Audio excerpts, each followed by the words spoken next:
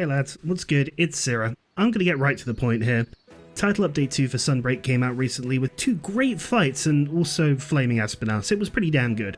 Not only that, but we got some sweet new decorations and gear naturally, giving us a whole new possibility for sets. So it got me thinking, how powerful can these pieces from the recent Title Update be? What set could you possibly make out of Title Update gear that could perform admirably? Plus, I really needed something that I didn't use for speedrunning or got half of its damage from dereliction, because sometimes I just want to be lazy and runs are a chore, and occasionally I might take a hit or two. So I've made this.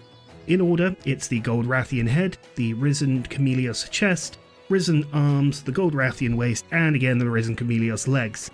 We'll go over the skills, but I'm sure you've seen the title of this video and are wondering why on earth I'm trash talking a set that I'm a fan of and trying to sell to you. Simple. Back in 4th gen, it was a bit of a habit to name sets after the first syllable of each piece, either in Japanese or English. You might have heard of Uka Uka U or Miku Miku Mi, and it sort of became its own meme. Now, if you do that with this set, you get the Go from Golden, and the Mi from Mizuha, Chameleos, making Gomi Mi Gomi. Gomi means garbage in Japanese. There's your comedy. Anyways, the set itself is actually very nice, so we'll take a look at the highlights. I've stripped back my charm to an expert to 2 level 1 slot here, but of course you may get more or less out of it depending on your luck. And if you want to engage in the hateful slot machine that is Curious Crafting RNG, it can allow you to get much better skills spat out from there, so really it's sort of a template to build around, and a bit of a demonstration of the skills that it exhibits. Speaking of, the main highlights of this set use a 5-point attack style here, with a combination of the skills Foray, Status Trigger, Evade Window 5, Buildup Boost, and the Chameleos Blessing to start to snowball your roar. Naturally, you'll want to use this with a poison weapon, so I've decided to choose Lucent Nagakuga weapons here. It's really up to you. Some people may want to go for Chameleos, but I like Lucent. It's one of my favourite monsters, and the small amount of poison doesn't matter so much, and having natural purple sharpness is very nice. Firstly, Build-Up Boost is the main king here.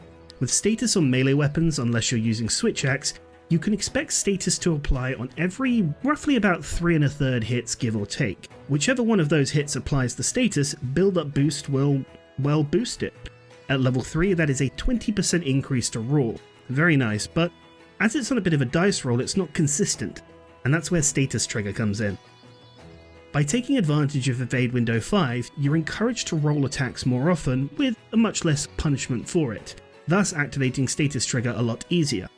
When this procs, for 12 seconds after rolling an attack, every hit afterwards will proc Status, and thus will also proc Build-Up Boost. That's an easy 20% roll for rolling an attack, which on the base 330 of Lucent Naga's weapons on average equates to a lovely 66 roll. Alongside this, using Poison, you'll eventually activate the other skill on this set, Foray 3.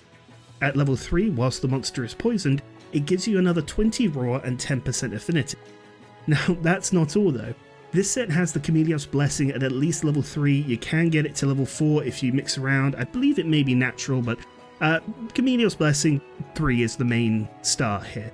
What this does is double the duration of poison, meaning that basically you're doubling the amount of time you have Foray active for, and that's a no small buff at all. It's really quite significant.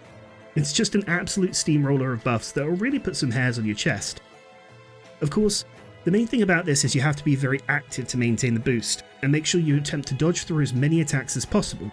It's a bit different to how Rise normally plays, where you may want to take an attack straight on to either use a Wirebug skill or maybe your shield counters, and it means it's also not particularly suitable for longer setup weapons with longer combo strings. We're talking Greatsword and Charge Blade, maybe even Gun Lance here. But for Sword and Shield, Hammer, and probably Insect Glaive, hell, I think even Longsword could take advantage of this.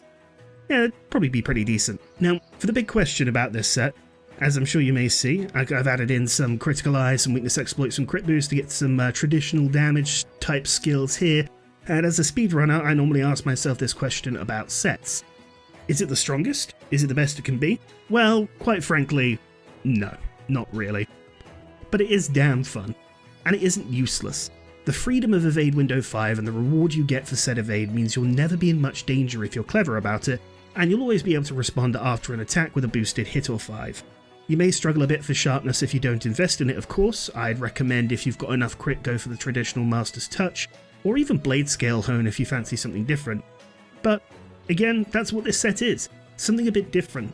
I've been having quite a lot of fun with it and trying to learn Sword and Shield in my off time, and it's been very enjoyable so far. I'm not getting any speedrun times, but damn, this is a fun way to play the game.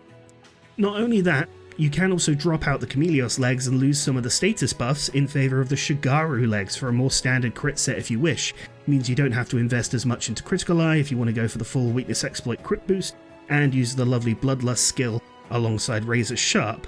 I do think it's more powerful, but of course you do lose the Gulmi pun there, which is kind of the whole point of making this set. But it is nice to see this sort of synergy between skills. It was very enjoyable back in Iceborne when we had the Safi Jiva skill, the Dragon Vein Awakening combined with Resentment, and we saw Resentment come to the forefront for the first time in quite some time.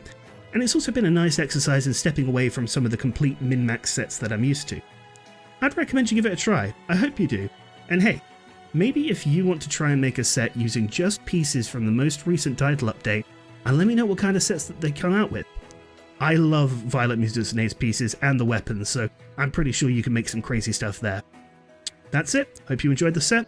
Till next time, lads. I'm sure I'll see you soon.